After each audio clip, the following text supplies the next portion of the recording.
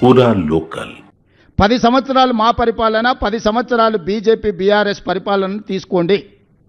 నరేంద్ర మోడీ గారైనా చంద్రశేఖరరావు గారైనా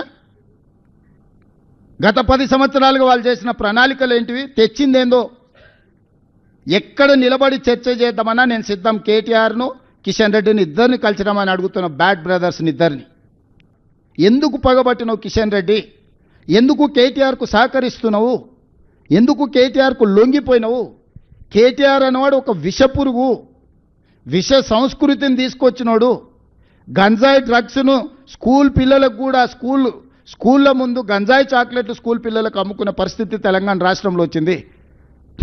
ఎయిర్పోర్ట్ పక్కనే, ఔటర్ రింగ్ రోడ్ పక్కనే డాక్టర్ ఆడపిల్లను అన్యాయంగా రేప్ మర్డర్, నిర్దాక్షిణ్యంగా రేప్ అండ్ మర్డర్. సింగరేణి కాలనీలో 6 సంవత్సరాల అమ్మాయిని గంజాయి మత్తులో చంపినరు. వాళ్ళ పరిపాలనలో ఇట్లాంటి దుర్మార్గాలు ఎన్ని జరిగినాయి? ఎవరో బ్యాడ్ బ్రదర్స్ అట, కేటీఆర్ కిషన్ రెడ్డి బ్యాడ్ బ్రదర్స్ అట.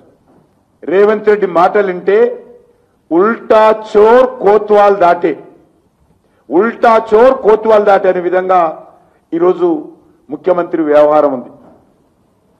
ఎవరికి ఎవరు బ్రదర్స్, ఎవరిని ఎవరు కాపాడుతున్నారు? రాహుల్ గాంధీ, కేసీఆర్ బ్రదర్స్. ఇప్పుడు వాళ్ళు కేసీఆర్ ని కాపాడుతుంది రాహుల్ గాంధీ కాదా? కేసీఆర్ ని కాపాడుతుంది కాంగ్రెస్ పార్టీ హైకమాండ్ కాదా? మరి ఎందుకు నువ్వు మీ హైకమాండ్ మాటలకు భయపడి, మీ రాహుల్ గాంధీ మాటలకు భయపడి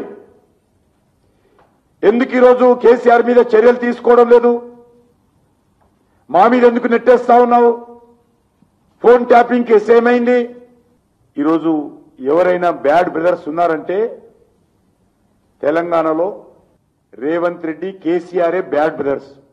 రేవంత్ రెడ్డి ప్రభుత్వము ఒక fake, fraud, false, failure government.